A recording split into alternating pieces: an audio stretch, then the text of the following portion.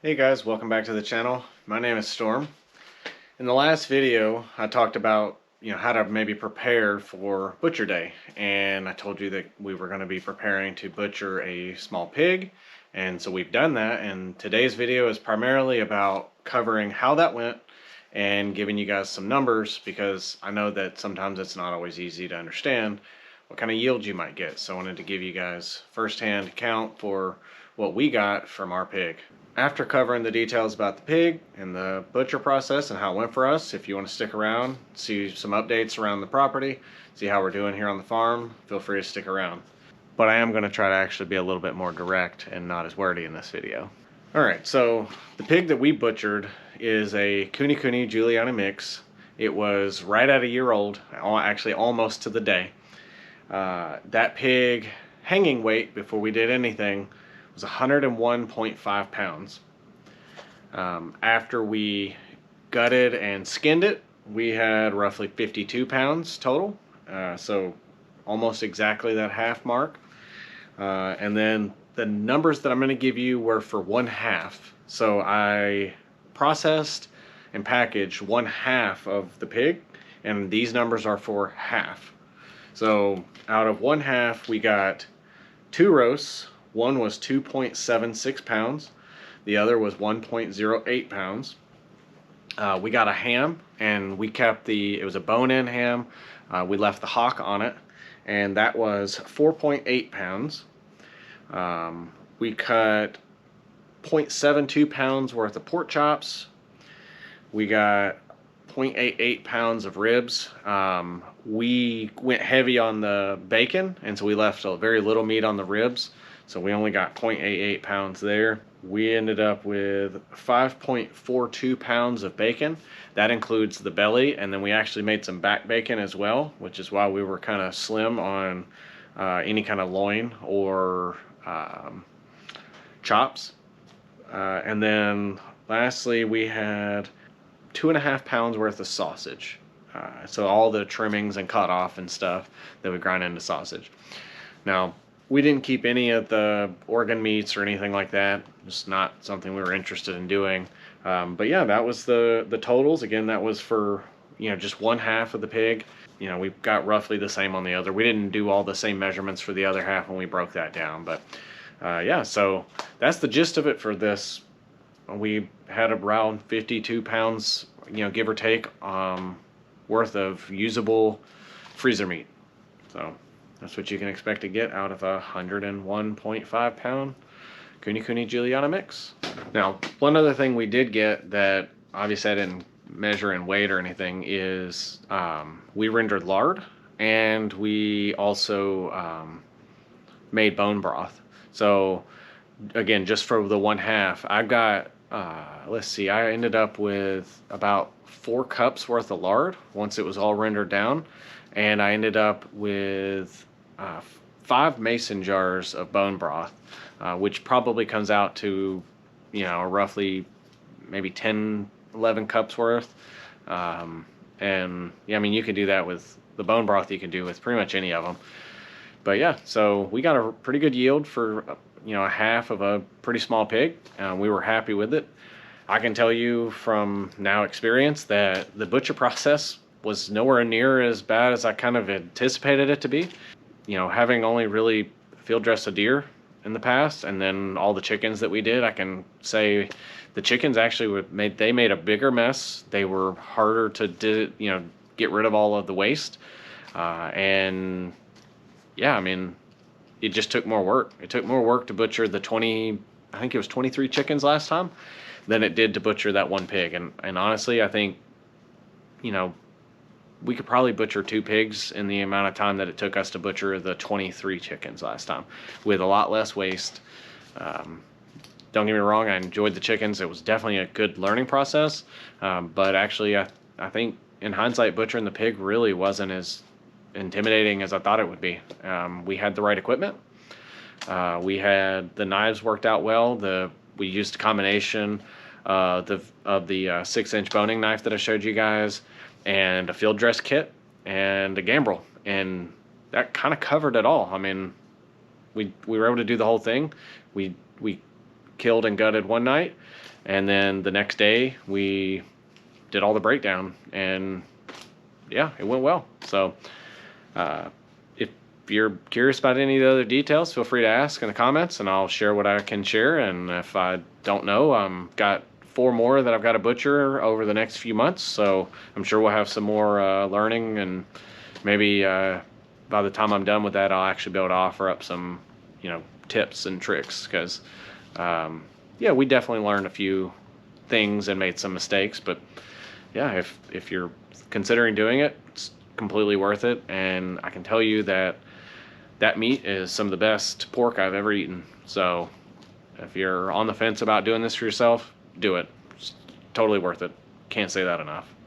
All right, so now's the part where I'll probably walk around, talk too much, and I'm going to give you guys some updates on some things that have happened since the days are getting really short, and it's really hard to get my job done and get any kind of meaningful film that is even remotely interesting to you guys. I get a lot of stuff done either in the dark or really early in the morning before it's even possible to get camera on, which I guess would technically still be in the dark. So the first thing I actually want to show you guys is, well, totally unrelated to farming, but had trouble with my unit. That cost me a good pretty penny, but we're back in business there. Right, so we finally got our garden covered. It took way too long. This was actually a plan for last year that I failed to get done. We're covering it for the winter. My hope is that will help knock down any of the weeds and grass that's growing in there now, and help germinate and kill off any of the seeds. And if it works right, then next year we should have less weed pressure in our garden and less grass pressure as well. So we'll see how it goes. I've read and seen where others have done this with varying degrees of success, so we're hoping for the best. Also finally got all the carrots pulled up from the garden. We ate some of those. In fact, I used them to make bone broth, but the rest went to the pigs, and I'm working on covering these with cardboard. And yeah, our strawberries are still doing okay. I'm hoping to try to do something to help get them through the winter, hoping they'll survive. And then I still got to clean up all the marigolds that I pulled out. That's it. Good girl. Good girl, yes you are. My cat literally trails me like a dog would.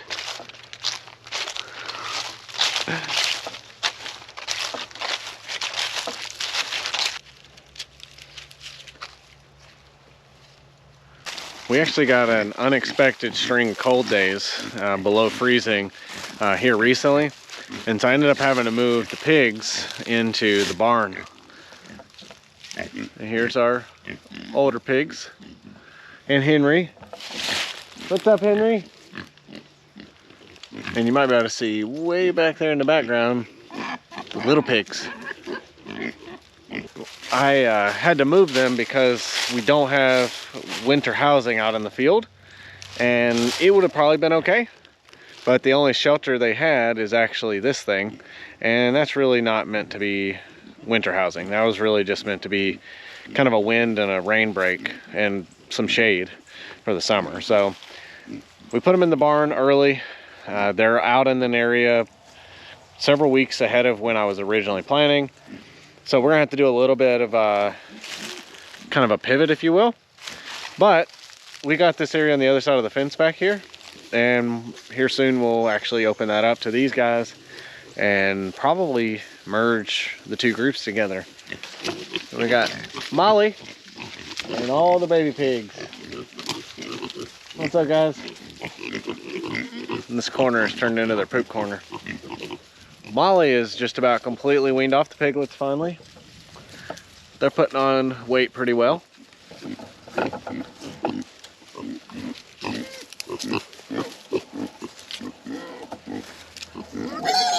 We still have our one runt here.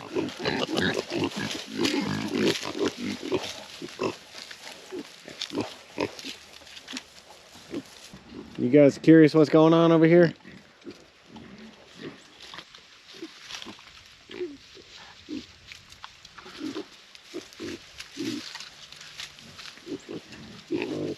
Something I've actually been considering doing, and I'd like some feedback if you would, is I'm thinking about reviewing the systems that I've been using on the farm. We've been here a little over a year. I'm feeling pretty confident. We've gone through 2 full seasons with the chickens now. 2 seasons as in like cycles with the chickens. And then we've also gone through a full year with the pigs.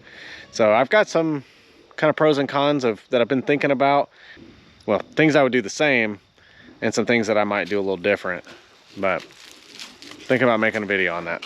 One of the things that I had to do early, which I kind of hated, is getting the pigs out of this area. This is the last area that they were in, and I've been on the fence about trying to put them back in here for a little while because the weather's warmed back up. We're at 70 degrees today, and you know, just I think it was early last week we were down below freezing overnight for several days in a row, and topped up in the 40s, low 40s. So not crazy cold, but for here that's pretty low. And I was really hoping they'd stay in this area a little longer and clean it out. But they made pretty good progress. It's enough to get in here and do some more cleaning. At this point, the leaves have fallen and getting ready for the winter.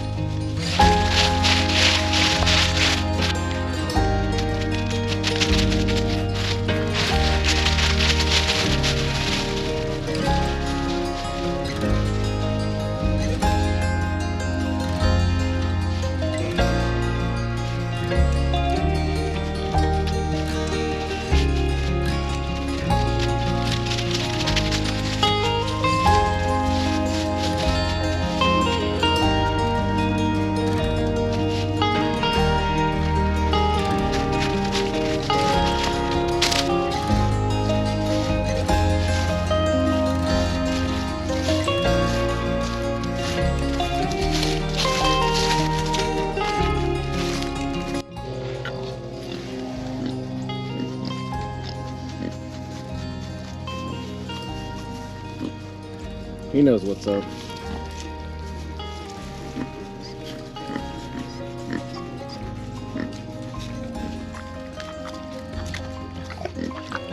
Somebody's jealous.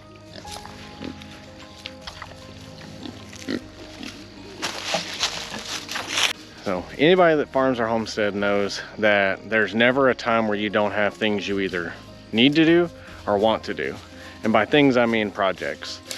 And so I've tried to kind of narrow it down because I don't have the time to do everything, but I have 2 projects that I really want to get done this winter. One of them is actually getting these gutters fixed on this side of the barn and setting up rain collection. I have like probably 90% of what I need to do it. I just haven't done it. And carrying water down here all the time gets old. I don't really have a good way of getting water down here. If I had my neighbor's property, I'd have a water line, probably like 50, maybe 75 yards from the barn.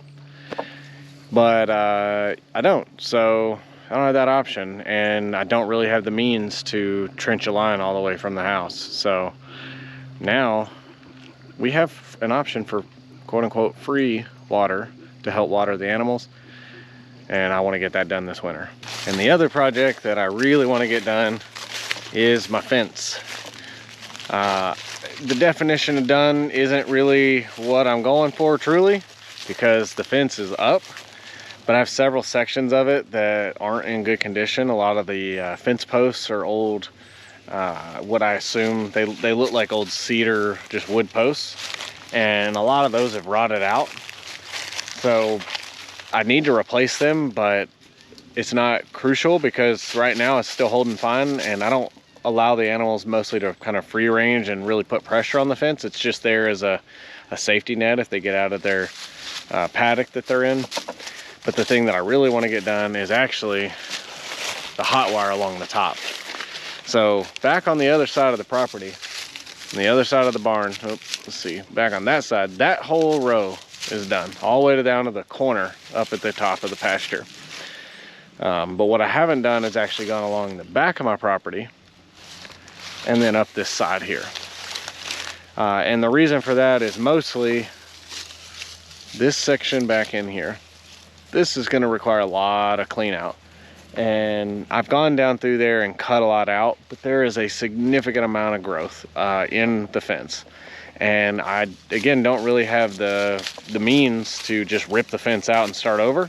So I'm trying to salvage it best I can, which means I got to be a little bit more gentle when pulling all that stuff out. And so I've cut a lot of it. I want to avoid spraying where I can, and I've got to just go down through there and just really take the time to pull it out. And the reason that's critical is because, as I was talking earlier about kind of my systems, that hot wire will do two things. One, hopefully it'll help deter anything from wanting to come in. We haven't had that issue, but we do hear coyotes from time to time, and I've seen evidence that we've had bobcats in the area. So I want to do what I can to keep them out, but I also need to make sure I keep her in.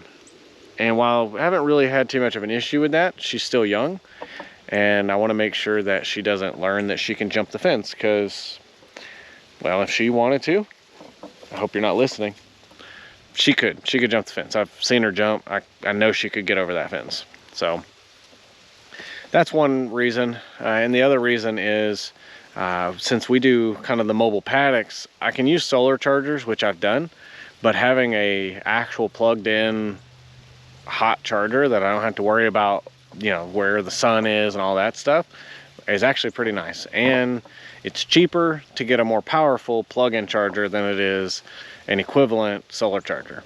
So those are kind of the two big ones. I've got all kinds of other stuff, maintenance and build projects and stuff to prepare for next year. And yeah, I mean, it's like I said, if you decide to do this or you have done this, that's something you will either already know or need to get to know.